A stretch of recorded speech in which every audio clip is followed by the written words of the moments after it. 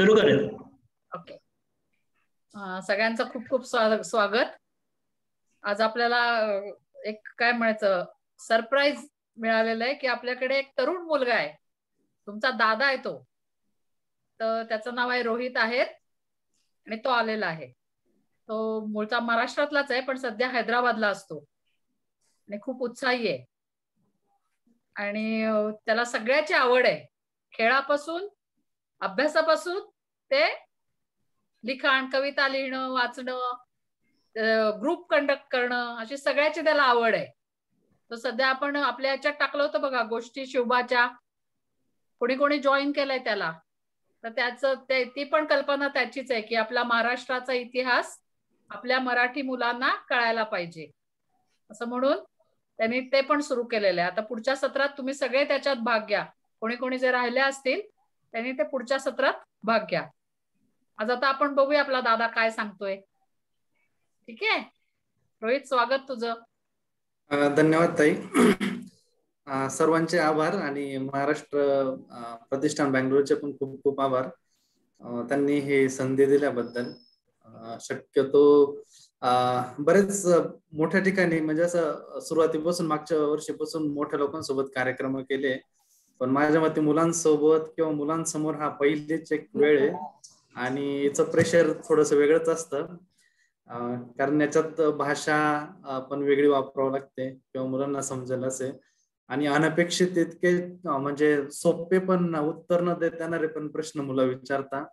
ती पण एक कला आहे मुलांकडे. तर आपण म्हणजे एकदम विषयाकडे जाऊ डायरेक्टली.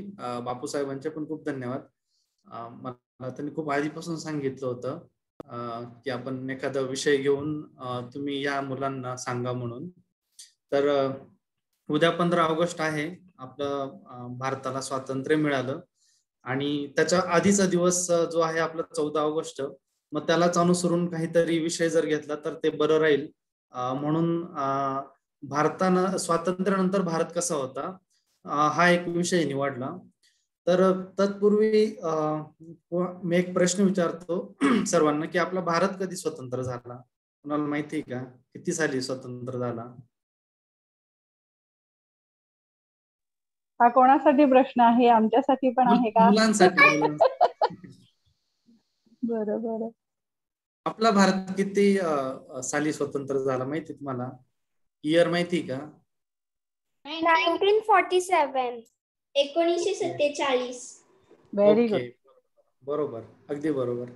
आणि आपल्या स्वातंत्र्यात ज्या काही स्वातंत्र्य सेनानींनी भाग घेतला, म्हणजे ज्या लोकांनी आपल्याला स्वातंत्र्य मिळवून दिलं, त्यांचे कोणाचे नाव माहिती का तुम्हाला? जितकं आठवेल तितकं. गांधी, बाळ गंगाधर टिळक, लाल बहादूर शास्त्री, लोकमान्य टिळक. ओके, अजून? भगत सिंग. ओके, अजून? सुखदेव. ओके, अजून? गांधीजी, मंगल पांडे. ओके, वीर सावरकर. मला भरपूर नाव माहिती आहे. तर हो, हे सर्व नाव तुमचे बरोबर आहे. आणि यांच्या सोबत अनेक होते स्वातंत्र्य सेनानी ज्यांचं स्वातंत्र्याच्या आधीच काहींचं निधन झालं, काहींचं स्वातंत्र्यानंतर झालं. तर आपल्या देशाला स्वातंत्र्य इंग्रजांनी जवळजवळ आपल्या देशावरती 150 वर्ष राज्य केलं. आणि उद्या जो आपला आहे तो 75वा स्वातंत्र्य दिन असेल. म्हणजे आपण फक्त एका निम्म्या याच्यात आलोय, निम्म्या टप्प्यात आलोय. म्हणजे आपण स्वातंत्र्य मिळून आपल्याला फक्त 75 वर्ष झाले, पण तुम्ही विचार करा इंग्रजांनी आपल्यावरती 150 वर्ष राज्य केलं, म्हणजे तो किती मोठा काळ असेल. म्हणजे आपल्याकडे तुम्ही म्हणता ना जनरेशन्स, एक जनरेशन, 2 जनरेशन, तर जवळजवळ 2 जनरेशन्स किंवा एक इक्वली 2 जनरेशन्स आपल्या त्या पारतंत्र्यात होत्या, म्हणजे गुलामगिरीत होत्या. मग परतंत्र म्हणजे काय किंवा स्वातंत्र्य म्हणजे काय? की परतंत्र म्हणजे की आपल्याला कुठलाच अधिकार नसतो, आपण गुलाम झालेला असतो, आपल्याला ते सांगतील तसं करायचं, त्यांनी सांगितलं तसंच कायदा, ते बोलले की बाबा हे नाही करायचं तर आपण नाही करायचं. त्यांनी आपल्याला हॅलो हा बोला. Marathi. Can you speak in English? No, I can't speak in English. No. You want me to speak in English? Yes. Bapu English मध्ये बोलायचं की हिंदी मराठीत? कोण कोण म्हणताय रे इंग्लिश मध्ये बोला? लक्ष मुलांनो समजून घ्यायचा प्रयत्न नाही करा नाही बाळांनी. नाही नाही, तो लक्षचा एक मित्र आलेला आहे, तो नॉन मराठी आहे वाटतं. अच्छा अच्छा. सो लक्ष, हे आपण तू मगाशी तुला सांगितलं ना सुरुवातीला की ट्रान्सलेट कर म्हणून तू नंतर त्यांना ट्रान्सलेट करून. हो हो चालेल चालेल. मग आपण पुढे जाऊया. तर हो. मग पारतंत्र्य असं की गुलामगिरी अशी की आपल्याला बाबा खूप आपल्याला जेवढे आपल्याला इंग्रज आले होते आपल्याकडे व्यापारासाठी आले होते आणि त्यांनी हळूहळू आपला कब्जा घेतला आणि मग ते सांगेल तसे करायचं. मग त्यांनी कोणी काही विरोध केला एखाद्या गोष्टीला तर त्यांना मारायचं. तर असे खूप अन्याय झाला आपल्या लोकांवरती. मग ह्या लोकांना, हे तर भारताचे नाहीये मूळ, ओके, हे इंग्रज इंग्लंड मधून आलेले व्यापारासाठी आणि ते आपल्यावरती राज्य करताय. मग असं काही लोकांना आपल्या जे शूरवीर लोक होते ज्यांनी स्वातंत्र्य आपल्याला भारताला स्वातंत्र्य मिळवून देण्यात ज्यांनी सहभाग घेतला, त्यांना वाटलं की नाही. मग त्यांनी खूप चळवळी चालू केल्या, जो आपल्या स्वातंत्र्य आधीचा जो इतिहास आहे. तर मग त्यांनी आपल्याला 1947 साली खूप काहींनी आपलं बलिदान दिलं. काही लोक जेलमध्ये गेले, काहींवरती खूप अत्याचार झाला, काहींना फाशी झाली. एकदम कमी वयात भगतसिंग असेल, तुम्हाला माहितीच असेल, त्यांना खूप कमी वयात फाशी झाली. तर अशा खूप मोठ्या घडामोडी झाल्या. स्वातंत्र्याच्या आधीचा खूप मोठा इतिहास आहे. आणि हे सर्व करून 1947 ला आपल्याला इंग्रजांनी स्वातंत्र्य दिलं, म्हणजे ते आपला भारत सोडून गेले आणि आपण गुलामगिरीतून मुक्त झालो. पण ह्या गुलामगिरीतून मुक्त झालो आपण 1947 ला. तर खूप सोपं नव्हतं ते पूर्ण सर्व उभं करणे, कारण फक्त आपण एक वेगळे झालोय. पण त्याच्यानंतर आपण खूप गरिबीत गेलो होतो. आपल्याकडे शिक्षणाचा एक प्रॉब्लेम होता. आपल्याकडे कायदे नव्हते, कायदे कानून नव्हते. ओके, आपल्याकडे जाती धर्मावरून खूप वाद होते. आणि 1947 पर्यंत पण राजेशाही होती. म्हणजे राजेशाही म्हणजे काय की एखाद्या भागाचे राजा असतील. तुम्हाला राजा माहिती का कोणी? आता तुम्हाला एखादा जुना राजा माहितीये का? हॅलो, शिवाजी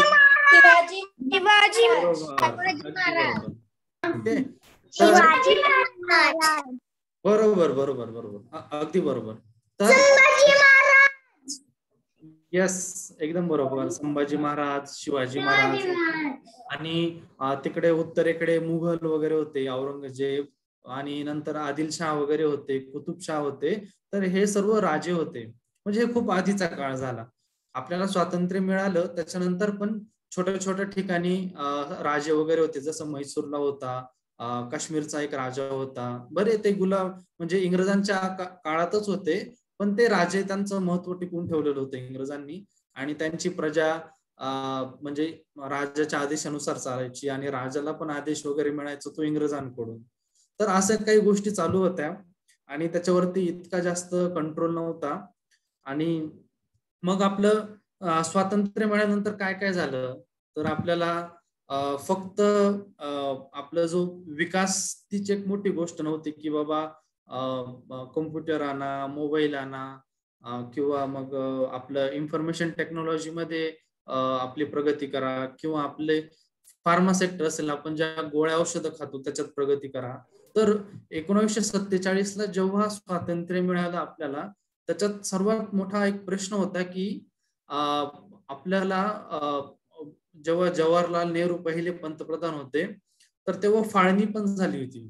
ओके, तर एक इंग्रज तर सोडून गेले, पण आपल्यात खूप वाद निर्माण झाले होते. इंग्रज तर सोडून गेले, पण आपल्यात भरपूर भांडणं व्हायला लागले. भांडणं कोणत्या आधारावरती व्हायला लागले, तर भांडणं व्हायला लागले धर्मावरून, जातीवरून. जसं तुम्हाला माहिती की हिंदू धर्म आहे की मुस्लिम धर्म आहे, ओके, सिख, इसाई, असे अनेक धर्म आपल्या भारतात आहे. तर आत्ताच जे पाकिस्तान आहे, बांगलादेश आहे, अफगाणिस्तान आहे, तुम्हाला माहिती नाही देश, किंवा भारत, आपण हे सर्व एक होतो. इतका मोठा आपला देश होता स्वातंत्र्याच्या आधीच्या.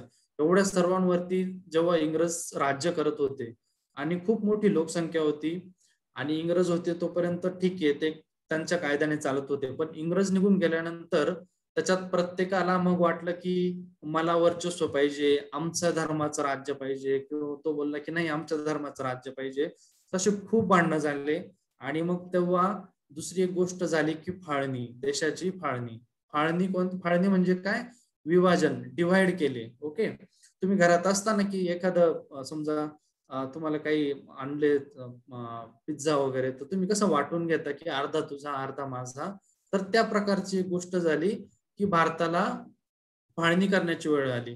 कारण इतक्या विविध धर्माचे लोक एकत्र राहणं पण थोडस अवघड होतं.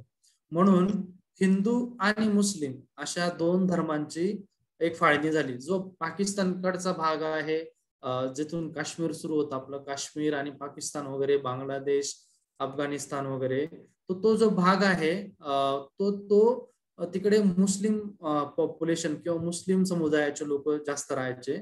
आणि काश्मीर पासून खाली आपल्याकडे उत्तर प्रदेश झालं किंवा दिल्ली झालं, आणि आपलं आत्ताचं तुम्ही जे बँगलोर मध्ये राहत आहे किंवा काही जण हैदराबादला राहत आहे, आणि या भागात हिंदू लोक जास्त होते. तर मग त्यानुसार तिकडे पाकिस्तान वेगळा झाला आणि भारत वेगळा झाला. महात्मा गांधी च्या सल्ल्याने या सर्व गोष्टी झाल्या. आणि पण त्यावेळेस झालं काय की त्यावेळेस खूप जाती द्वेष होता. त्यामुळे पाकिस्तानवरून काही आपले लोकांना इकडे स्थलांतर करावं लागलं किंवा त्यांना इकडे यावं लागलं त्या भागातून भारतात. ओके, आणि भारतातील काही लोकांना तिकडे जावं लागलं. तर त्यावेळेस जवळजवळ 80 लोकांना स्थलांतर करावं लागलं. म्हणजे इकडून तिकडे यावं लागलं, काही ना तिकडून इकडे यावं लागलं. तर या 80 लोकांना सुरक्षित स्थलांतर हे खूप मोठं चॅलेंज होतं पंतप्रधानांसमोर किंवा जे काही गव्हर्नमेंट असेल तेव्हा त्यांच्या समोर. हे खूप मोठं चॅलेंज होतं. लोकांचे भांडणं वगैरे होऊन न देणे, त्यांच्यात एकी निर्माण करून ठेवणे, आणि त्या लोकांना सुखरूप इकडच्या लोकांना तिकडे पाठवणे, तिकडच्या लोकांना इकडे पाठवणे, असे झाले. आणि त्या काळात राजेशाही होती. तुम्हाला जसं सांगितलं मी की 500 महाराजे होते आणि नवाब होते. की महाराजे म्हणजे जे हिंदू राजे आणि नवाब म्हणजे काही मुस्लिम राजे होते, असे 500 होते. तर अशा राजांना सुद्धा मनवून की बाबा तुमची आता राजेशाही नाही राहिली, तुम्हाला नवीन भारताला स्वीकार करावा लागेल. आणि नवीन भारताची जी राजकीय प्रणाली आहे, म्हणजे जी गव्हर्नमेंट सिस्टीम आहे, ती तुम्हाला स्वीकारावी लागेल. त्याच्यात पण काही राजे ऐकत होते, काही राजांनी नाही ऐकलं. तर त्या राजांना पण कन्व्हिन्स करणे किंवा त्यांना पण सांगणे की नाही बाबा तुम्ही आता एकीने राहा, तुम्ही आता तर आपली एक फाळणी झाली आहे, तर तुम्ही सहकार्य करा, आपल्यात परत वाद घालू नका, म्हणून त्यांना एक कन्व्हिन्स करायचं होतं. हा एक खूप मोठा प्रश्न होता. त्यानंतर खूप लोक जेवढे स्थलांतरित झाले होते, म्हणजे तिकडून इकडे आले होते, त्यांनी तिकडचे सगळे घरदार सोडून आलेले होते. तर त्यांचं इकडे त्यांना घर देणे, नोकरी देणे, त्यांच्या पोटा पाण्याचं बघणे, हे एक मोठं खूप चॅलेंज होतं आपल्या सरकार पुढे. आणि हे सर्व करत असताना त्याच्यात आपली लोकसंख्या जवळजवळ 35 करोड 36 करोडच्या आसपास होती. आणि तेवढ्यात एक अजून एक मोठी घटना घडली की जी खूप मोठी इतिहासातली मोठी घटना आहे की गांधीजींची पण हत्या झाली 30 जानेवारी 1948, ज्यांचा गांधीजींचा महात्मा गांधींचा खूप मोठा वाटा होता आपल्याला स्वातंत्र्य मिळवून देण्यात, किंवा जी काही भारताची फाळणी झाली त्याच्यात ते सर्व महत्वाचे निर्णय घेण्यात गांधीजींचा खूप मोठा वाटा होता. आणि गांधीजींची पण हत्या झाली त्यावेळेस. आणि ते पण एक अजून मग आपले खूप अनुभवी जे होते महात्मा गांधी, तर मग त्यांचं पण मार्गदर्शन मग कमी पडणार होतं, मग अजून चॅलेंजेस होते. आणि अनेक देशात उच्चवर्णीय मागासवर्गीय जाती होत्या, म्हणजे वरच्या जातीचे खालच्या जातीचे लोक होते, गरीब लोक, काही श्रीमंत लोक, तर त्यांच्यात पण खूप वाद होते. ओके, आणि आपल्या देशात खूप भाषा पण बोलल्या गेल्या होत्या. तर भाषा म्हणजे आता तुम्ही बँगलोरमध्ये राहता तर कन्नडा तिथली मातृभाषा आहे. आता इकडे तेलंगणा किंवा आंध्र प्रदेशमध्ये तेलुगू बोलली जाते, केरळामध्ये मल्याळम बोलली जाते, तामिळनाडूमध्ये तामिळ भाषा बोलली जाते, महाराष्ट्रात मराठी भाषा बोलली जाते, गुजरातमध्ये गुजराती, आणि अशा अनेक काही नॉर्थ इंडियन साईडला दिल्ली वगैरे तिकडे हिंदी भाषा आहे, पंजाबी भाषा आहे. तर अशा खूप भाषा, खूप जाती, खूप धर्म, आणि खूप गरीब काही लोक, काही श्रीमंत लोक, काही राजे नव्हते, काही प्रजा होती. तर असं खूप गुरफटलेल्या गोष्टी होत्या स्वातंत्र्यानंतरच्या, आणि त्या सर्व सॉल्व्ह करायच्या होत्या. आपल्या देशाला खूप मोठं आणि खूप मोठे मोठे निर्णय घ्यावे लागायचे होते. लोकांना एकत्र ठेवायचं होतं, कारण लोकांना एकत्र ठेवलं नसतं तर मग भांडणं झाले असते, मग हत्या झाल्या असत्या खूप.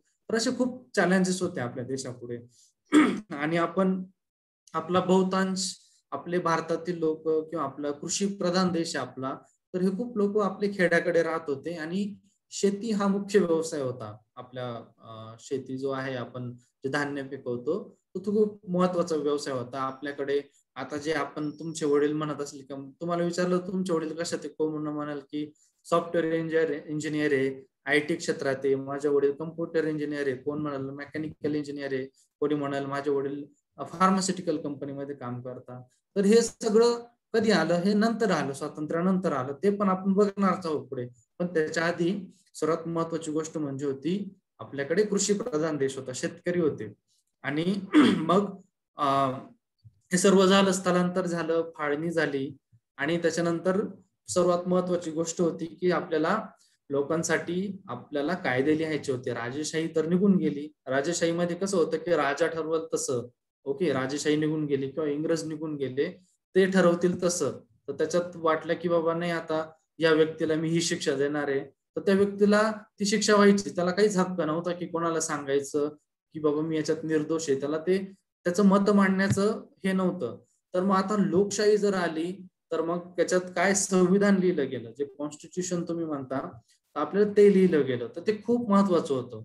याच्यात काय होतं संविधानात, आता जितके असंख्य खूप सारे कायदे आहे. कायदे खूप सोपं उदाहरण द्यायचं झालं तर सपोज तुमच्या घरात काहीतरी चोरी झाली, ओके, तर तुम्ही पोलिसांमध्ये तक्रार करणार. तर त्या पोलिसांमध्ये काहीतरी तुम्ही तक्रार करण्याचा जो तुम्हाला हक्क मिळाला आहे, ओके, तर तो ह्या संविधानातून मिळालेला आहे.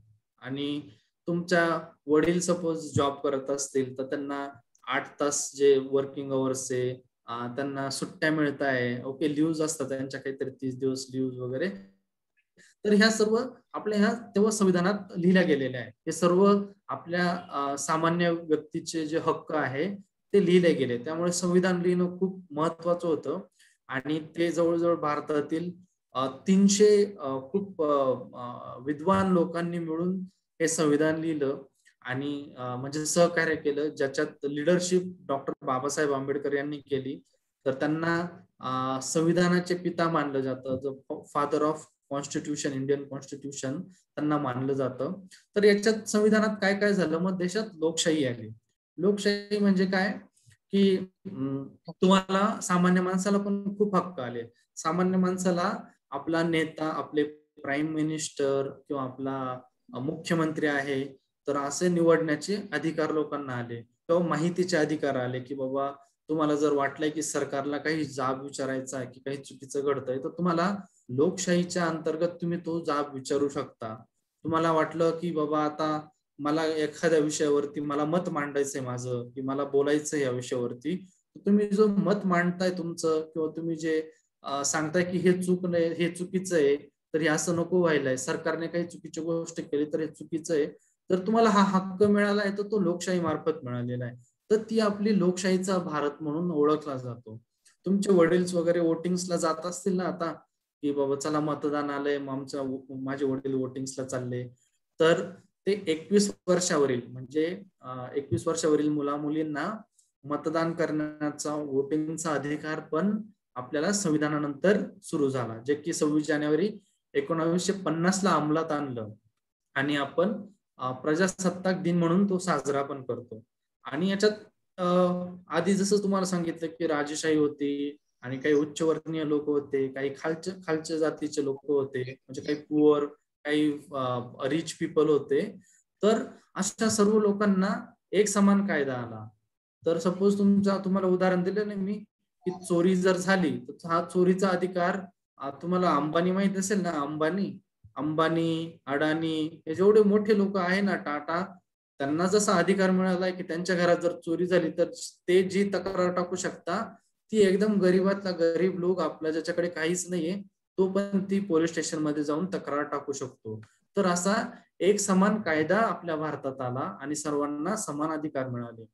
तर मग कोणी पैशाच्या जोरावरती किंवा ताकदीच्या जोरावरती जर कोणावरती अन्याय करत असेल, ओके, कोणाला त्रास देत असेल, तर ते आपल्या लोकशाहीच्या किंवा संविधानाच्या अंतर्गत किंवा संविधानाचा आधार घेऊन आपण त्यांना विरोध करू शकतो.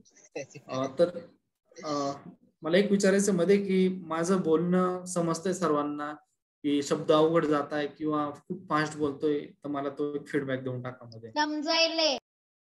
समजायला ना? बापू?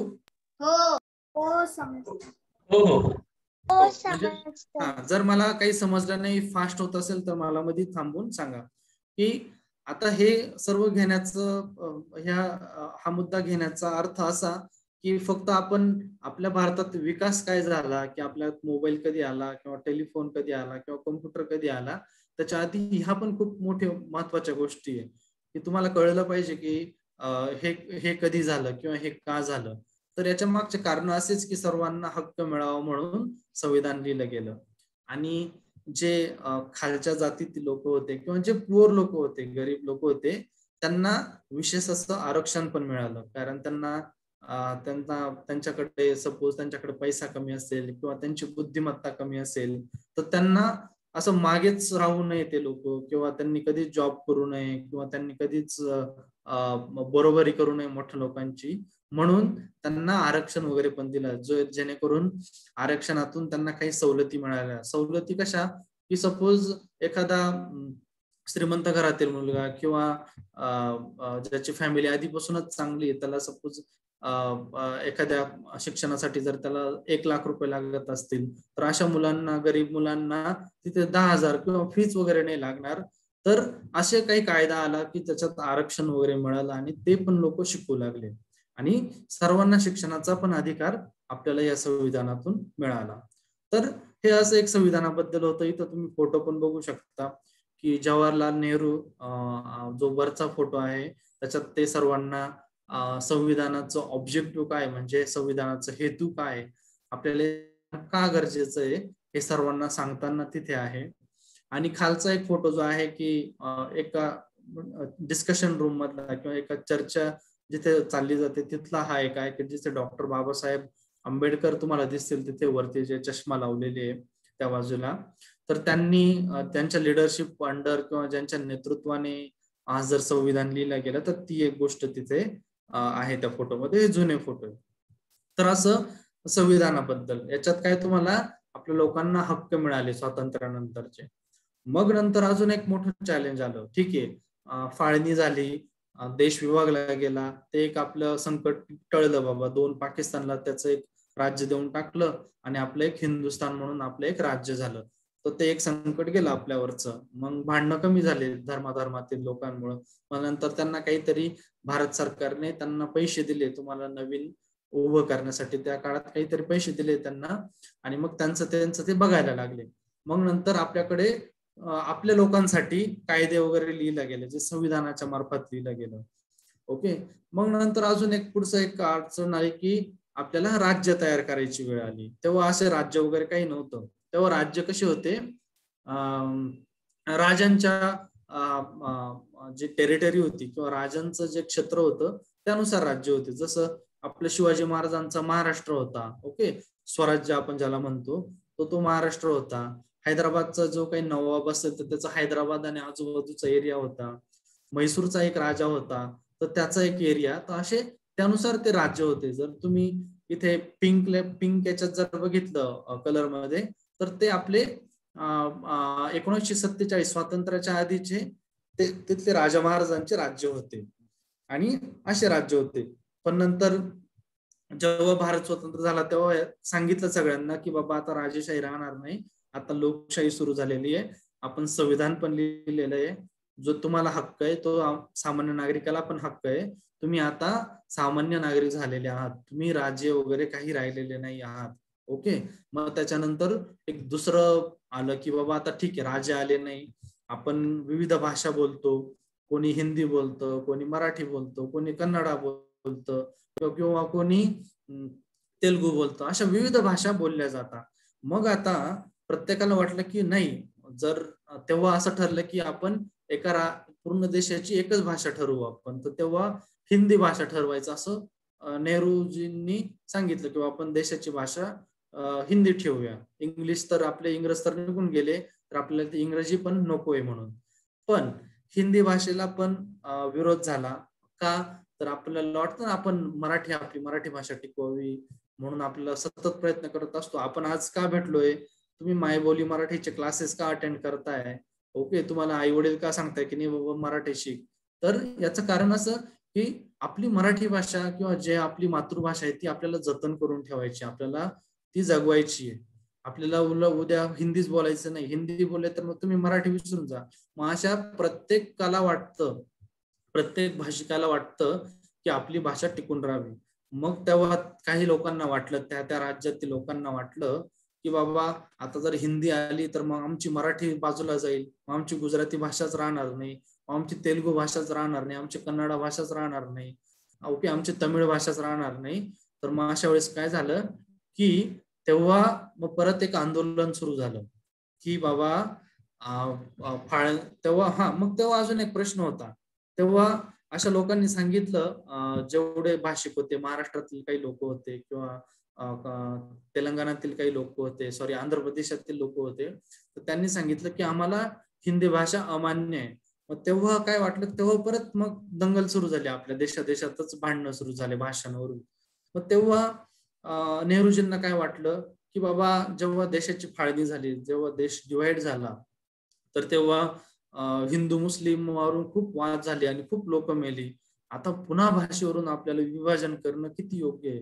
ठीक आहे, आपण देशाचं विभाजन केलं, आता परत राज्यांचं किंवा आपल्या राज्यांचं विभाजन करायचं भाषेवरती, हे कितपत योग्य आहे? याच्यावरून परत भांडणं होतील, त्याला परत वेळ जाईल आणि आपला विकास किंवा आपल्याला जे आर्थिक बाबतीत किंवा आपली इकॉनॉमी किंवा आपली फायनान्शियल कंडिशन आपल्याला चांगली करायची आहे, तर ते कधी करता येईल? तर त्यामुळे जवाहरलाल नेहरू आणि वल्लभभाई पटेल जे होते ते ह्या विरोधात होते त्यांच्या, की बाबा नाही, भाषेवरून आपण राज्य वेगळे नाही करायचे, आपला एकच देश असेल आणि आपल्या देशाची भाषा असेल हिंदी. पण मग त्याच्यानंतर असं त्यांनी विरोध दाखवल्यानंतर त्यांनी मग कन्नडा लोक किंवा तेलुगू लोक, मराठी लोक, जे आपले आता कर्नाटकामधील जे लोक असतील, आंध्र प्रदेशमधील जे लोक असतील, केरळामधील लोक असतील, तमिळनाडूमधील लोक असतील किंवा गुजरातमधील लोक असतील, तर यांनी खूप तीव्र आंदोलन चालू केले, उपोषण चालू केले की नाही, आम्हाला आमचं भाषेचं वेगळं राज्य पाहिजे म्हणून. आणि याच्यात खूप लोकांचे उपोषण केल्यामुळे बळी गेले, काहींचा किंवा छोट्या मोठ्या दंगली झाल्या असेल तर त्याच्यात बळी गेले. 1952 साली जवाहरलाल नेहरू पंतप्रधान आपले साऊथ इंडियामध्ये आले होते, म्हणजे आपला जो आंध्र प्रदेश वगैरे आहे त्या भागात त्यांनी व्हिजिट दिली होती. तर त्यांना काळे झेंडे दाखवले लोकांनी, तर की नाही, आमच्या मागण्या पूर्ण करा. मग हे सर्व इतक्या मागण्या बघून मग ठरवलं की नाही, आपण आता भाषेवरून आपण राज्य वेगळे केले पाहिजे. ओके, मग 1 ऑक्टोबर 1953 मध्ये एक पहिलं राज्य निर्माण झालं, ते झालं आंध्र प्रदेश. मग नंतर 1960 नंतर पण मग आंध्र प्रदेश झालं. मग आंध्र प्रदेशला त्यांच्या तेलुगू भाषेवरून एक नवीन राज्य दिलं. तर मग त्याच्यानंतर बाकीचे राज्य पण बोलायला लागले की नाही, आम्हाला पण पाहिजे, आमचं पण राज्य वेगळं पाहिजे. मग 1960च्या दरम्यान जे एकत्र मुंबई होतं, महाराष्ट्र गुजराती लोक एकत्र राहायचे, तर त्यांचं पण विभाजन झालं. मग महाराष्ट्र आणि गुजरात ते 2 राज्य बनले. मग नंतर 1966 साली पंजाब आणि हरियाणा असे राज्य वेगळे बनले. आणि असे अनेक आता जितके राज्य झाले, कर्नाटक आहे, केरळ आहे, तर हे सर्व भाषे, त्यांच्या मातृभाषेवरून हे राज्य वेगळे झाले. तर ही एक तिसरी गोष्ट मोठी खूप झाली आपल्या स्वातंत्र्यानंतरच्या भारतामध्ये. तुम्ही बघा किती म्हणजे आपल्याला स्वातंत्र्य मिळालं, सगळं चांगलं झालं, वा वा वा, सगळे आनंदी, तर असं काही नव्हतं. त्याच्यानंतर पण खूप चॅलेंजेस होते, खूप प्रश्न होते. त्याच्यातला आपण पहिला प्रश्न बघितला, हिंदू मुस्लिम वाद झाले आणि भारत पाकिस्तान वेगळा झाला. ओके, तर तो एक मोठा प्रश्न सॉल्व्ह केला. दुसरा मोठा प्रश्न होता की बाबा आता राजेशाही गेली, सामान्य लोकांना आता हे काही श्रीमंत लोक गरिबांवरती अन्याय करतात किंवा काही राजे लोक आम्ही अजून पण राजे म्हणून गरिबांवरती अन्याय करता. मग त्याच्यासाठी काय कायदा आणला, संविधान आणलं, ती पण एक गोष्ट झाली. ओके, ते पण एक सुखरूप आपण मार्गी लावलं. तिसरी गोष्ट म्हणजे की परत भाषांमधील राज्यांमधील वाद चालू झाले. कोण बोलतो मला हे आम्ही हिंदी स्वीकारणार नाही, आमची मराठी सोडणार नाही, आम्हाला वेगळं राज्य पाहिजे, ते पण आपण केलं. हे 3 खूप मोठे प्रश्न आपल्या भारताने सॉल्व्ह केले. आणि असे तुम्हाला माहितीच असेल, आपल्या घरात जर भांडणं झाले तर मग रोज जर भांडणं व्हायला लागले तर मग आपल्या घरचं वातावरण चांगलं नसतं. आपले वडील किंवा आपली आई फोकस करू शकत नाही त्यांच्या जॉबवरती. जॉबवरती फोकस नाही केला तर काय होईल, का मग त्यांना चांगली इन्क्रीमेंट नाही मिळणार, किंवा त्यांचा मग ऑफिसमध्ये पुअर परफॉर्मन्स होईल, मग त्यांना जॉबवरून काढून पण टाकतील. मग आपल्याला काय, घरावरती आपल्या फायनान्शियल बर्डन येतील, म्हणजे आपल्या घरात पैसा येणार नाही, आणि मग तुमचं शिक्षण पण चांगलं होणार नाही, आपल्याला खाणं पिणं चांगलं मिळणार नाही. तर मग असे हे वाद होते, त्यामुळे आपली डेव्हलपमेंट पण आपली थांबली होती, देशाची आपली प्रगती पण थांबली होती. मग काय झालं, हे सर्व एक एक मार्गी लावत आपण पुढे आलो. मग आपण आता काय ठरलं, की आता विकास कसा करायचा आपल्या देशाचा, विकासाचं नियोजन बाबा झालं. तुम्ही बोलले की फाळणी केली, राज्य वेगळे पाहिजे केले, सगळ्यांना एक समान कायदा दिला तर झाला, तो पण एक गोष्ट झाली.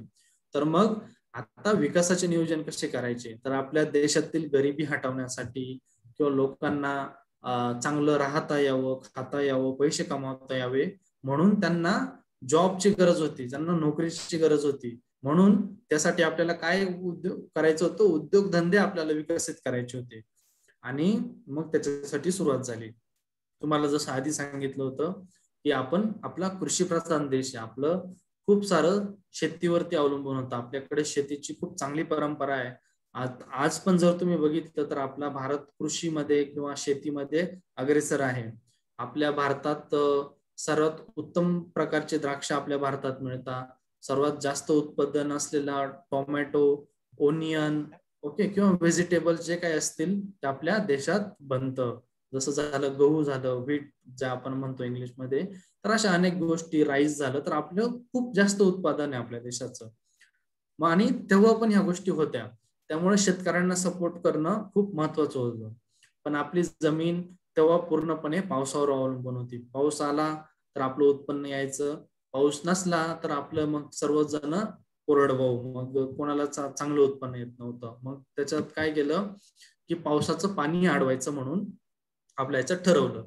तो खूप मोठा आणि विकासाच्या दृष्टीने, देशाच्या विकासाच्या दृष्टीने खूप मोठा आणि चांगला निर्णय होता, प्रोजेक्ट होता.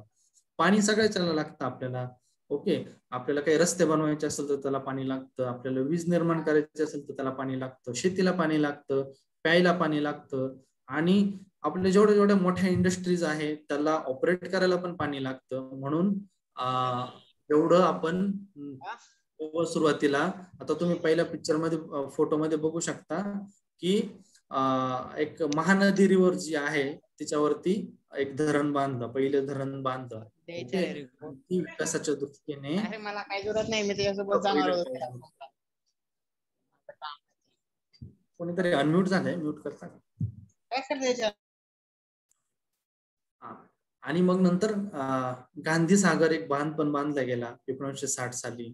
आणि मग नंतर आपलं औद्योगिकरण पण करायचं होतं. स्टील इंडस्ट्री, आपल्या घरात जे आपण स्टील वापरतो किंवा आपण जे बी मेटलच्या वस्तू वापरतो तर ते पण खूप महत्वाचं होतं.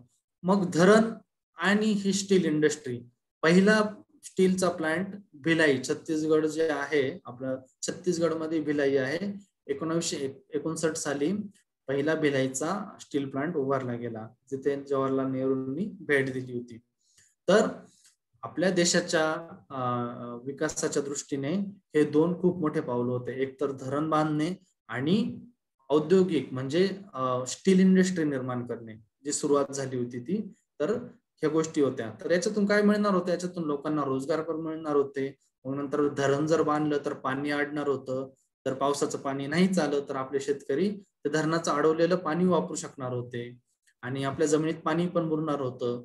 जेव्हा विहिरीला हे पाणी मुरलेलं पाणी विहिरीत येईल किंवा बोरवेल्स मधून येऊन आपले शेतकरी वापरू शकणार होते.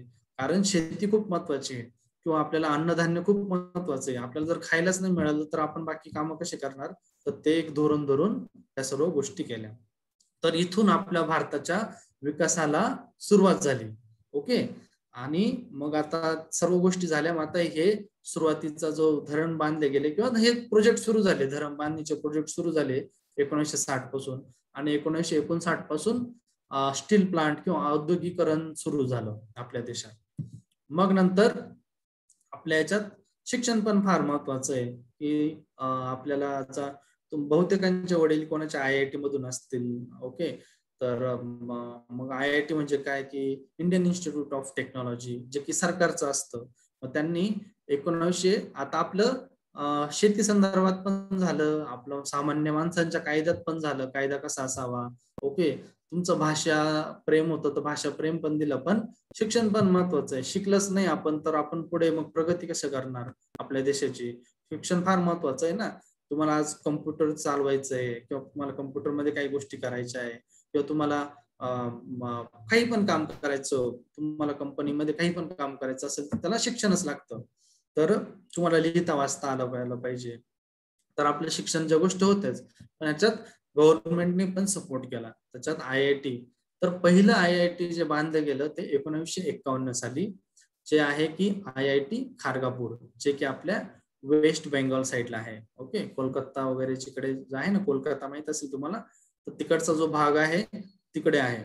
तर ते पहिलं आहे. त्याचा फोटो पण तुम्ही बघू शकता, तेव्हाच 1951 सालचा IIT खारगापूर. आणि आता देशात आपले 23 IIT, प्रत्येक राज्यात आपल्या आता IIT आहे. जसं IIT जम्मू काश्मीर जो आहे ना आपलं, तिकडे पण आहे. त्या टोकापासून तर तामिळनाडूमध्ये दुसरं शेवटचं टोक आहे आपलं IIT पलक्कड म्हणून. तर तिथपर्यंत असे आपल्या देशात पूर्ण जवळजवळ 23 IIT आहे. म्हणून इतकी आपण तेव्हा नंतर प्रगती केली. IIT मध्ये कसं हे गव्हर्नमेंटचं असतं, इथे गव्हर्नमेंटच्या अनेक सुविधा मिळतात. जे पण लोक हुशार आहेत, ज्यांना चांगले मार्क मिळतात, ते सर्व लोक याचा फायदा घेतात आणि याच्यातून चांगल्या नोकरी वगैरे पण मिळतात आपल्या मुलांना. आणि खूप IIT पास आउट वगैरे आपले मुलं आहेत. तर हे शिक्षण क्षेत्रात आपली प्रगती सुरू झाली आणि आपण आतापर्यंत 23 IIT जे आहे आपले जे निर्माण झाले. जम्मू काश्मीर म्हणजे कन्याकुमारी पासून ते जम्मू काश्मीर पर्यंत असे जवळजवळ 23 IIT, म्हणजे प्रत्येक राज्यात एक IIT बांधलं गेलं. मग नंतर पुढे असं आलं की आपण शिक्षण क्षेत्रात पण उपयोग झाला. मग आता त्याच्यानंतर खूप सारे क्षेत्र भारताला ओपन झाले का, तर भारत स्वतःचे निर्णय घ्यायला तयार झाला. ओके, आपण आपले निर्णय घ्यायला तयार झालो होतो. आपल्याला काय हवंय, आपल्याला काय नकोय, याचे सगळे निर्णय आपण घ्यायला लागलो. मग नंतर ॲटॉमिक एनर्जी, ओके, ॲटॉमिक जे न्यूक्लिअर एनर्जी असतं, जिचा वापर आपल्या याच्यात इलेक्ट्रिसिटी मध्ये वगैरे पण होतो आणि अनेक तंत्रज्ञानात ज्याचा वापर होतो, ते 1954 भाभा ॲटॉमिक रिसर्च सेंटर सुरू झालं, जे की आपल्या मुंबईमध्ये ट्रॉम्बे वगैरे जो भाग आहे त्या भागात पासून सुरू झालं. मग नंतर ते एक झालं तर तिथं आपण आपले जे न्यूक्लिअर जे सिस्टम आहे आपली किंवा जे आपण न्यूक्लिअर एनर्जी बनवायला लागलो आपण तिथून, जी की तुम्हाला सांगितलं की अनेक क्षेत्रात तिचा वापर होतो. न्यूक्लिअर बॉम्ब पण तुम्ही ऐकलं असेल तर आपल्या सुरक्षेसाठी किंवा आपल्या देशाच्या सुरक्षेसाठी आपण ते पण बनवून ठेवलेले आहे. म्हणजे न्यूक्लिअर एनर्जी वगैरे पण असेल तर अशा अनेक क्षेत्रात तिचा वापर होतो. तर ते एक क्षेत्र सुरू केलं आपण. मग नंतर दुसरी गोष्ट अशी होती की आपल्याला आता देश सुरक्षित झाला, आपला देश वेगळा झाला, पण आपल्याला देशाच्या आजूबाजूला आपल्याला खूप दुश्मन आहे. जसं चायना आहे, पाकिस्तान आहे. तर आपले हे जे आपले शेजारी राहतात हे लोक आपल्याला त्रास देतात. मग यांच्या विरुद्ध लढण्यासाठी आपल्याकडे कंटिन्युअस ताकद असायला पाहिजे. म्हणून तर एक DRDOचं पण स्थापना झाली 1958 मध्येच, defence research and development organisation, ज्याच्यात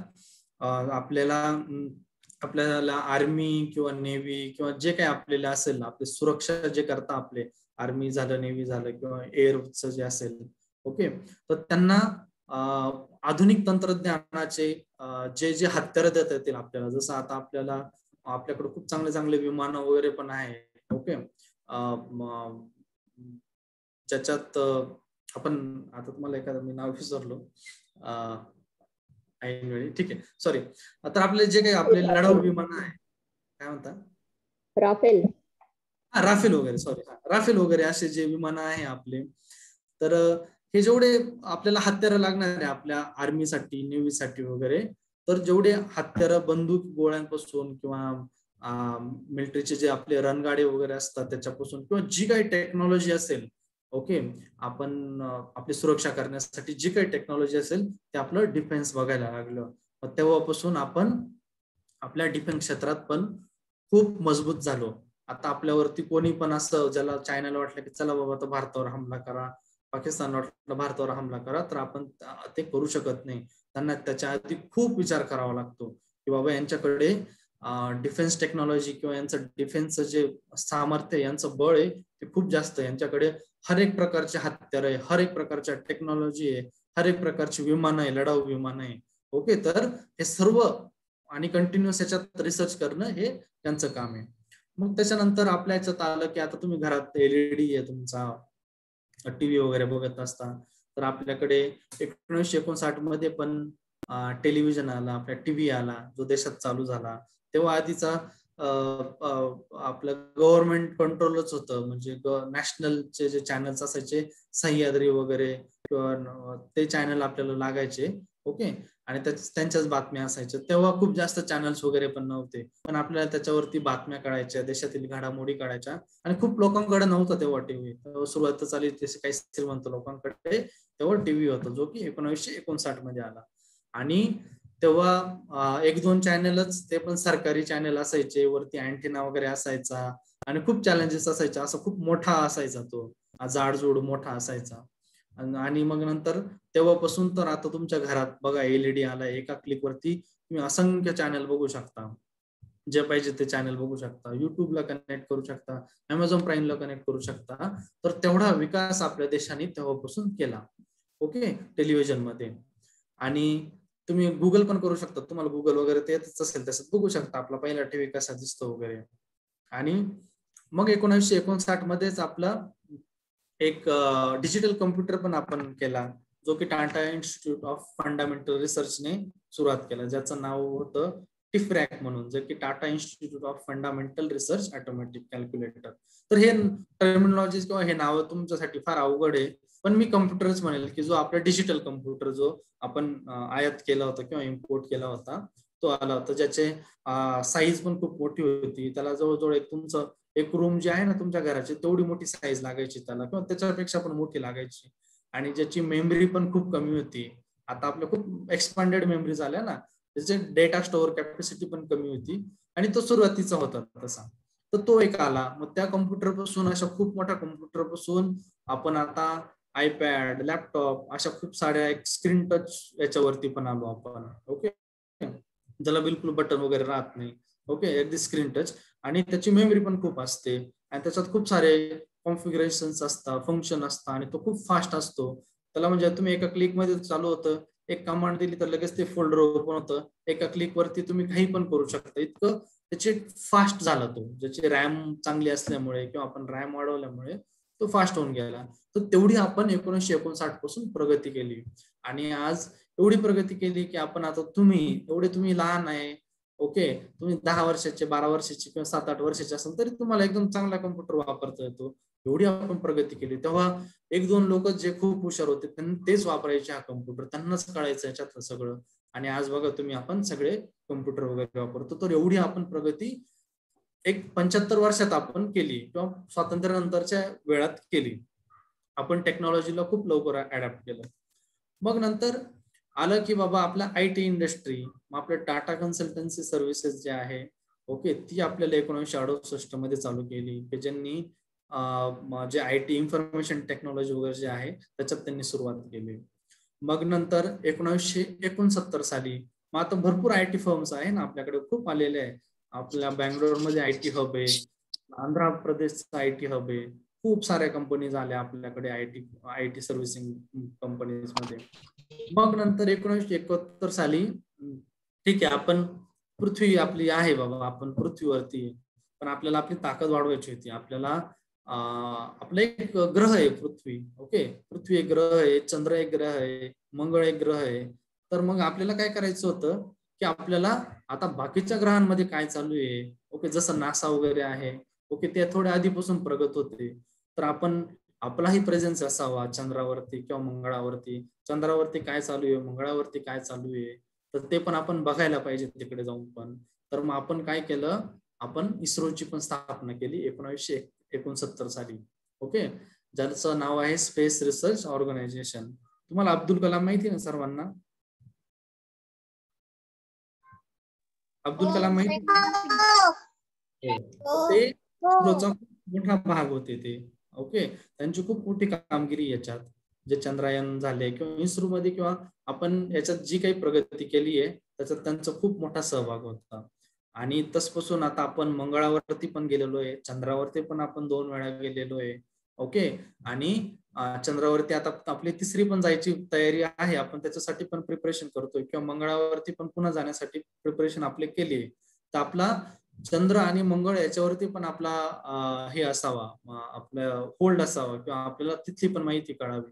कारण आपली पृथ्वी किंवा आपण वरून किंवा बाहेरून आपल्याला काही थ्रेट्स आहे किंवा आपल्याला काही संकट आहे तर ते पण याच्या मार्फत आपल्याला कळून जातात. म्हणजे आपली सुरक्षितता पण आता खूप महत्वाची आहे. जसे लोक बाकीचे देश आपल्याला नासा वगैरे जो जातोय अमेरिकेचा, युएसचा, तर आपल्याला पण त्यांच्या बरोबरीने अडॉप्ट करून आपल्याला पुढे चालावं लागेल. आणि मग नंतर जर तुम्हाला न्यूक्लिअरचं सांगितलं होतं मी, तर आपल्याला काय आहे की आपल्याला सपोज तुम्हाला मी सांगितलं की आपण जे DRDO फॉर्म केलं, defence research and development technology, आपल्या सुरक्षेसाठी. पण नुसतं बंदूक आणि गोळ्या आणि रणगाडे याच्यावरती आपलं काम चालणार नव्हतं. आपल्याला आपली ताकद दाखवायची होती, आपल्याला बॉम्ब पण बनवायचा होता. मग आपला फर्स्ट सक्सेसफुल न्यूक्लिअर बॉम्ब जो आपण बनवला तो पोखरानमध्ये बनवला. ओके, राजस्थानचा भाग आहे, तिथं आपण त्याची ट्रायल केली. तो बॉम्ब पण आपल्याकडे आहे. तो बॉम्बने खूप सारं, म्हणजे आपल्या जर कोणी आपल्या वाटायला जर गेलं, सपोज पाकिस्तानने आपल्याला खूप त्रास दिला, तर आपण तो बॉम्ब टाकला तर ते पाकिस्तान पूर्ण नष्ट होऊन जाईल, एका क्षणात नष्ट होऊन जाईल, एवढी आपली ताकद आहे.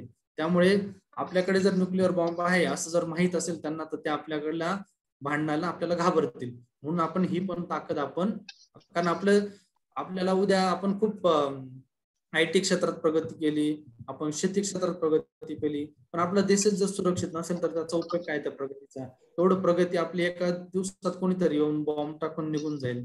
मग आपल्याकडे पण काहीतरी पाहिजे, म्हणून आपण 1974 साली आपण तो बॉम्ब पण तयार केला आणि त्यामुळे आपल्या देशाची ताकद वाढून गेली. मग नंतर 1980 मध्ये IT क्षेत्रात आपलं खूप चांगलं योगदान झालं. तेव्हा इन्फोसिस फॉर्म झाली, नारायण मूर्ती, सुधा मूर्ती तुम्हाला माहितच असतील. ओके, स्वातंत्र्य काळाच्या आसपासच नारायण मूर्तींचा जन्म झाला, जे की कर्नाटकाचे होते मूळचे. तर त्यांचं खूप मोठं योगदान आहे. ज्यांनी पहिलं 1981 मध्ये इन्फोसिस फॉर्म केलं आणि IT इंडस्ट्री त्यांनी तिथून पुढे बूस्ट केली. आणि आज आपलं बँगलोर एक चांगला IT हब झालेलं आहे त्यांच्या मार्गदर्शनातून किंवा त्यांच्या सहकार्याने वगैरे. आणि जे काही राजकीय नेते होते, आंध्र प्रदेशचे जेव्हा जे CM पण होते नायडू, त्यांनी पण खूप त्याच्यात त्यांचं योगदान आहे. म्हणून आपण तिथून पण आपण सुरुवात झाली. आणि मग खूप IT कंपनी चालल्या आपल्या देशात आणि आपल्याला आपल्या भारतातील लोकांना रोजगार मिळाला, नोकऱ्या मिळाल्या, जॉब्स मिळाले, जे आपण म्हणतो जॉब्स मिळाले. तर त्यांनी आपली प्रगती झाली, आपल्या देशात पण खूप सारा पैसा यायला लागला. मग नंतर ते एक झालं, IT क्षेत्रात झालं. मग नंतर 1984 साली राकेश शर्मा जो आहे त्याने आपला पहिला जो आहे तो स्पेस मध्ये गेला होता, ती पण एक आपली चांगली अचिव्हमेंट झाली. मग नंतर 1991 मध्ये आपला पहिला super computer Bharat made, India made परम 8000, तो पण एक आपण तयार केला. ती पण आपली खूप मोठी अचिव्हमेंट होती. मग नंतर 1995 साली आपल्याकडे मोबाईल पण आला. तर तेव्हाचा मोबाईल खूप साधा होता, तेव्हा त्यात काहीच नव्हतं, फक्त बोलायचं बस, दुसरं काहीच करायचं नाही, बॅलन्स टाकायचा आणि बोलायचं. आणि त्याला असे बटन वगैरे होते, कीपॅड्स वगैरे होते, जसं तुमच्या लॅपटॉपवर असतील ना बटन, तसे बटन नव्हते त्याच्यात. मग तो पण आपण बघितला. मग त्याला मोबाईल म्हणजे मोबाईल काय म्हणतात, तो आपण कुठं पण घेऊ शकतो, त्याला वायर वगैरे काही जोडलेलं नसतं. टेलिफोन वेगळा, टेलिफोन एकाच जागी ठेवावा लागतो, त्याला वायरचं कनेक्शन असतं. आणि मोबाईल आपण कुठं पण घेऊन जाऊ शकतो, तुम्हाला माहिती आहे. तर पहिला कॉल बेंगालचे चीफ मिनिस्टर ज्योती बासू आणि आपले एक टेलिकॉम मिनिस्टर होते सुखराम, त्यांच्यात झाला. ओके, वायरलेस कम्युनिकेशन त्यांच्यात झालं. तर तेव्हापासून 1995 तर आता 2021 अगदी थोड्या काळात आपण मोबाईलमध्ये एवढी प्रगती केली तर आता आपली बँक आपल्या मोबाईलमध्ये आले. आपल्याला जेवण करायचं तर आपल्या मोबाईलमध्ये आपण जेवण करतो, म्हणजे जेवण मागवतो, करतो नाही. ओके, आता मीटिंग जे अटेंड करताय आपण, एकमेकांशी बोलतोय ते मोबाईल मार्फत बोलतोय. तुम्हाला एका क्लिक वरती सगळी माहिती तुम्हाला मोबाईल मार्फत मिळते. तुम्हाला दूध जरी आणायचं असेल तरी तुम्हाला आपल्याला मोबाईलवरून तुम्हाला शक्य आहे त्या गोष्टी. सगळ्या गोष्टी तुम्हाला आता मोबाईलवरून मिळतात. तुमचे हेल्थ चेकअप काय असेल तर काही त्याचे पण ऍप्स आहे, तर त्याच्यातून आपण हे करू शकतो. तर इतकं आपलं आपण प्रगती केली मोबाईलमध्ये पण 1995 आणि खूप कमी वेळात आपण प्रगती केली. मग नंतर 2008 मध्ये आपलं चंद्रयान पण झालं, आपण चंद्रावरती पण गेलो. मग नंतर 2013 साली आपण मंगळावरती पण गेलो पहिल्यांदा. तर हे असे अनेक आपण त्याच्यानंतर प्रगती करत गेलो. खूप प्रगती केली आपण, आपल्या देशाने भरपूर प्रगती केली. आता हे जे मी सांगितलं याच्या व्यतिरिक्त तुमच्याकडे काही माहिती आहे का जे मी विसरलो, आपण कोणत्या क्षेत्रात प्रगती केली ते आहे का? काही माहिती मला सांगा पटकन अनम्यूट करून. मग आपण लगेच 1-5 मिनिटात संपवून टाकू, मग आपलं झालं.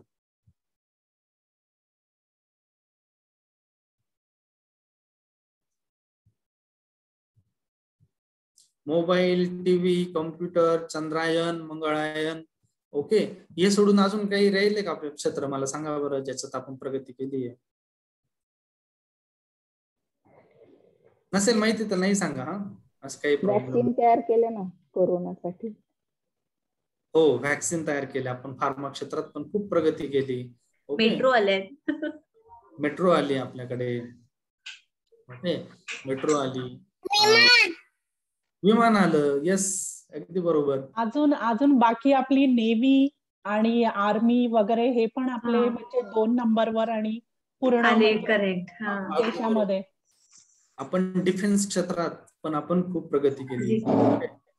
आणि स्पोर्ट्स मध्ये सुद्धा, स्पोर्ट्स मध्ये आपण प्रगती केली. ऑलिम्पिक्स पण भरवलं होतं आपल्या इथे. हो, ऑलिम्पिक्स मध्ये पण आपण इंदिरा गांधी असताना पहिल्यांदा. इलेक्ट्रिक कार आले. आपण ऍग्रिकल्चर आणि मिल्क मध्ये डेव्हलपमेंट केली. बरोबर बरोबर. चालेल, धन्यवाद सर्वांचे. तर आपण ह्या पण गोष्टींमध्ये फुटबॉल मध्ये पण प्रगती केली आपण, खूप भारी. हा, तर आता मी ह्या जेवढ्या गोष्टी सांगितल्या ना, तर ह्या काय होत्या माहिती की ह्या गरजेच्या होत्या. याच्याशिवाय ना शक्यच नव्हतं आपल्याला काही पावलं वगैरे उचलणं. ठीक आहे, ऑलिम्पिक आपण खूप प्रगती केली, पण ऑलिम्पिक जर नसतं पण आपल्याला ते चाललं असतं. पण आपल्याला सुरक्षा, आपल्या देशाची सुरक्षा, शिक्षण, कम्युनिकेशन साठी मोबाईल, ओके, घडामोडी, जागतिक घडामोडी कळाव्या म्हणून आपल्याला टीव्ही, ओके, आणि आपलं मंगळावरती काय चाललंय किंवा आपल्या सुरक्षेच्या दृष्टीने चंद्रायन किंवा मंगळायन, या सर्व पण गोष्टी आपल्याला खूप महत्वाच्या होत्या. तर या सर्व गोष्टी आपल्या झाल्या आतापर्यंत, त्याच्याने आपण त्याच्यात कंटिन्युअस प्रगती करतो. पण अजून एक मोठी गोष्ट जी झाली, जो शेवटचा भाग आहे, तर आपण प्रगती केली, आपल्याला संकट पण आले आपल्यावरती खूप. आपलं आणि पाकिस्तानचं जे भांडण झालं त्याच्यात आपले युद्ध पण झाले. 1965 साली आपलं युद्ध झालं, 1971 साली आपलं युद्ध झालं, 1999 साली आपलं भारतासोबत युद्ध झालं, जो की आपण कारगिल वार म्हणून झालो. युद्धात कसं असतं, युद्धात खूप सारी संपत्ती खर्च होते, खूप सारे लोक मरण पावता. ओके, आणि युद्ध म्हटल्यावरती जर आपण सैनिकांना अन्नधान्य नाही पुरवलं, त्यांना खायला नाही पुरवलं, किंवा त्यांना योग्य ते हत्यारं नाही पुरवले, दारुगोळा नाही पुरवला, तर आपण युद्ध हरून आपल्या देशाला त्रास होऊ शकतो. ओके, आपल्या लोकांना, नागरिकांना त्रास होऊ शकतो. म्हणून हे खूप मोठे 3 युद्ध झाले, ज्याच्यात आपला देश खूप डिस्टर्ब झाला आणि आपली खूप संपत्तीचा पण नाश झाला. त्याच्यात आपलं म्हणजे खूप पैसे खर्च झाले, ज्याने ह्या सर्व गोष्टींनी आपल्या प्रगतीत पण अडथळा आला. आणि पण आपल्याला पाकिस्तानच्या सर्व युद्धात आपण विजयी झालेलो आहे. आणि आपलं अजून एक भारत आणि चायना सोबत पण एक युद्ध झालं, जे की 1962 साली झालं, जे खूप मोठं युद्ध होतं, ज्याच्यात पण आपल्याला हार स्वीकारावी लागली. आपली खूप मोठी संपत्ती पण खर्च झाली, खूप पैसे पण खर्च झाले, आणि आपल्याला काही भाग, खूप मोठा प्रचंड भाग पण त्यांना द्यावा लागला, आपल्या देशाचा भाग. तर या सर्व गोष्टींनी पण आपल्या प्रगतीत खूप अडथळे आले. पण इतकं करून पण आज आपला देश खूप सुजलाम सुफलाम झालेला आहे. आपण आपल्या जर US मध्ये जर बघितले, अमेरिकेत जो खूप प्रगतशील देश आहे, त्याच्यात खूप सारे डॉक्टर्स आहे, जवळजवळ 25-30% डॉक्टर्स आपले भारतीय आहे. ओके, अबुधाबी झालं किंवा युरोपियन कंट्रीज झालं, तिकडे पण आपल्या देशाचे लोक खूप आहे. IT क्षेत्रात आहे, आपल्या भारताचं नाव रोशन करताय. ओके, आपल्या भारताचं नाव मोठं करताय. आपलं गुगलचं CEO माहिती ना तुम्हाला? गुगलचा म्हणतो, हा गुगलचाच माहिती का? सुंदर पिचाई. सुंदर पिचाई. सुंदर पिचाई. ते कोण आहे? सुंदर पिचाई. भारतीय ते आपले. ओके, तर असे अनेक लोक बाहेरच्या याच्यात पण आपल्या म्हणजे खूप चांगल्या हुद्द्यावरती, खूप चांगल्या पोझिशनला आहे बाहेरच्या देशांमध्ये पण. तर इतकं मोठं आपण नाव केलं, आपण कमवल्या सर्व गोष्टी. तर असं झालं आपला आजचा विषय, स्वातंत्र्यानंतरचा भारत आपला कसा होता तो. तर याच्यात काही शंका असेल, काही अडचण असेल, माझ्याकडून काही चुकलं असेल तर ते पण सांगा, किंवा सर तुम्ही हे सांगितलं असं नाही पण तसं होतं म्हणून, किंवा अजून काही माहिती असेल तर सांगा, आणि मग मी सेशन बापू साहेबांना हँड ओव्हर करून देतो.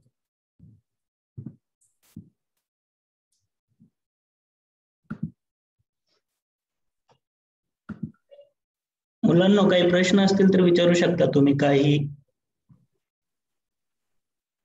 याच्याच बद्दल नाही, बाकी दुसरंही काही आफ्टर इंडिपेंडन्स.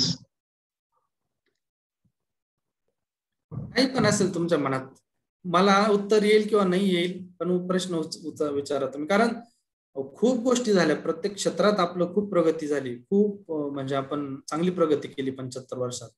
असे काही क्षेत्र की आपल्याला माहित पण नाहीये का आपण तिथे प्रगती केली.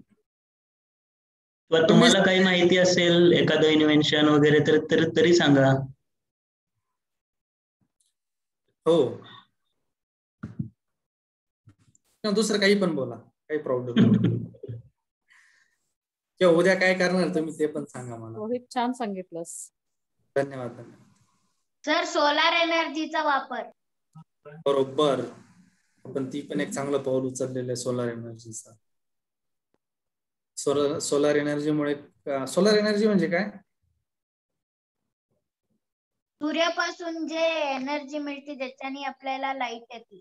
ते बरोबर. ओके, आपल्याला सूर्य इतका फ्री मध्ये इतकी प्रचंड एनर्जी देतो, पण आपण त्याचा वापर केला नाही. पण आता आपण त्याचा वापर करतोय, जेणेकरून प्रदूषण पण कमी होतं. आपले पाणी खूप जातं, आपलं इलेक्ट्रिसिटी डेव्हलप करण्यासाठी पाणी, मशिनरी, त्याच्यातून पण खूप प्रदूषण होतं. तर ती पण एक गोष्ट आपली वाचते. अजून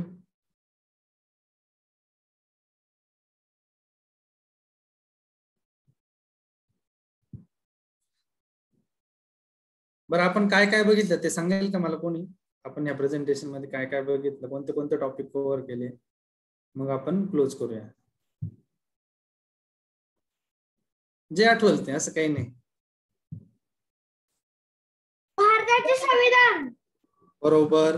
अजून संविधानामुळे काय मिळालं आपल्याला? संविधानाचा फायदा काय झाला? राईट्स. बरोबर, एकदम बरोबर. अजून सांगा दुसरं, अजून काय बघितलं आपण?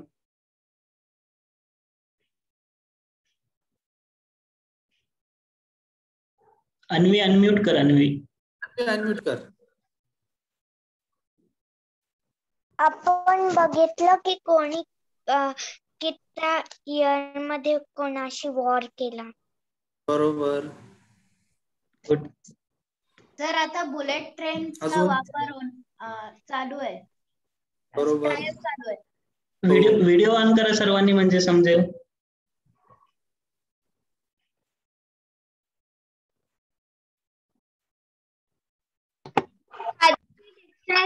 क्षेत्रामध्ये प्रगती झाली. भारत आणि पाकिस्तानची फाळणी. भारत आणि पाकिस्तानची फाळणी. हो, बरोबर, अगदी बरोबर. त्याच्या अगोदर कोण बोलत होतं? आरव.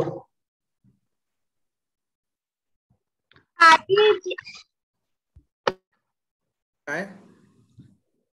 ज्या क्षेत्रामध्ये प्रगती झाली. बरोबर, अगदी बरोबर. चालेल, मग सर्वांनी मन लावून ऐकलं याचा अर्थ. सर्व उत्तर बरोबर आहे. ठीक आहे बापू, माझं झालं माझ्याकडून. धन्यवाद पुन्हा एकदा ही संधी दिल्याबद्दल. भारतामध्ये वेगवेगळ्या भाषा. अगदी बरोबर. तर तुम्ही सगळ्यात कोणत्या- मोठा बदल आम्ही सगळे ऑनलाईन भेटतोय अरे वा, बरोबर. आणि तुमचं मार्गदर्शन मिळतंय. बरोबर.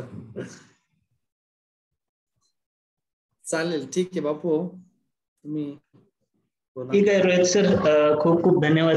बरंच रिसर्च करून आलात आणि खूप छान माहिती दिलीत, त्याबद्दल धन्यवाद. आणि असंच पुन्हा एकदा वेगळ्या विषयावरती आणखीन बोलत राहू आपण. नक्कीच, मला फार आवडलं. आमची पण उजळणी झाली. हो मला नक्कीच. पण आवडलं फार आज. हो खरंच. खूप छान माहिती दिली. खूप छान आणि व्यवस्थित आहे अगदी, स्टेप बाय स्टेप. हो, मी म्हटलं की आज मुलांना चुकीचं काही जायला नको म्हणून मी चांगलीच तयारी केली. अभ्यास पूर्ण बोलला असेल. हो. छान. कोणतरी बोलत होता आता मुलांच्या पैकी?